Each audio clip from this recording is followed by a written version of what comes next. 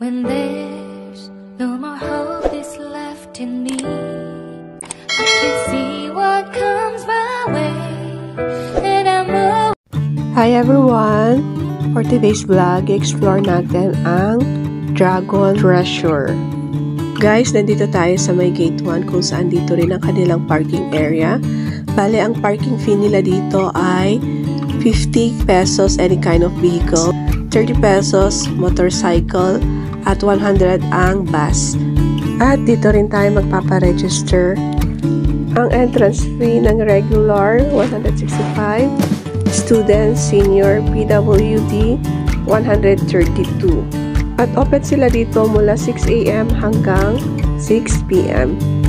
Pagkakuha natin ng ticket, bababa tayo sa left side ng building na to para sumakay ng shuttle na maghahatid sa atin sa gate number 3 kung saan nandun ang Dragon Treasure. Maliban sa paradahan ng shuttle ito, ay may mga mabibili din kayo dito na pagkain at mga souvenirs. Sa mga pinagbabawal nila dito ay magdala ng outside food.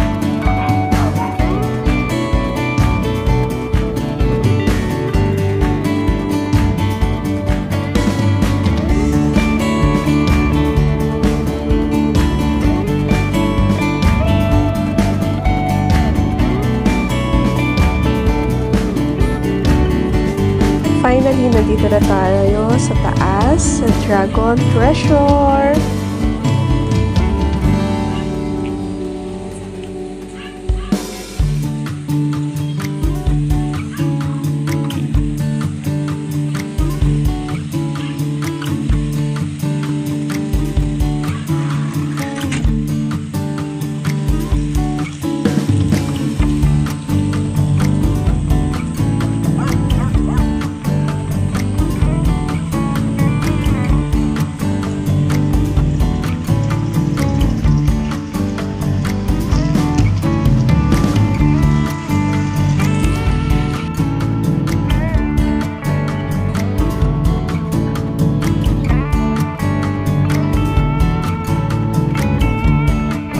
Tara, let's pasok na tayo!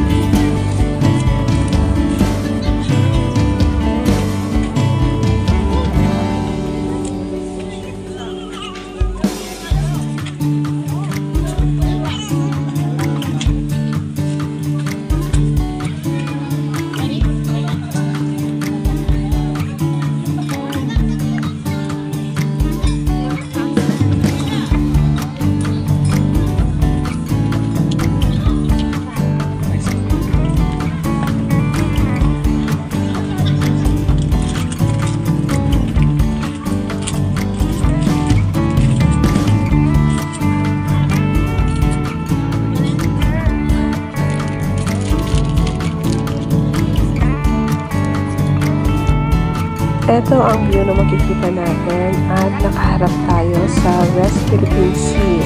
Mas magandang tumambay dito para panoorin yung sikat ng araw at paglubog ng araw.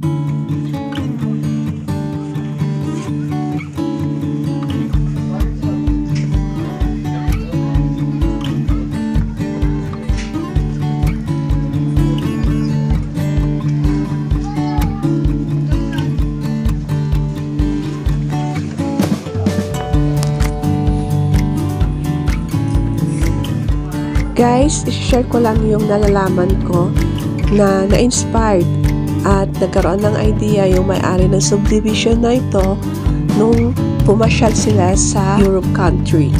At alam niya na maraming mga galing na mga Cordillerans sa stone laying. Itong Dragon Treasure na to ay London concept. Kaya hindi lang Philippine flag ang nakikita niyo dito. At kung bakit Dragon Treasure? Dahil ang dragon daw ay ang may-ari ng castle na to at ang treasure ay ang mga bato, which is dito rin galing yung mga bato na kanilang ginamit. O diba? Ang galing at ang ganda ng pagkakagawa ng mga Cordillerans.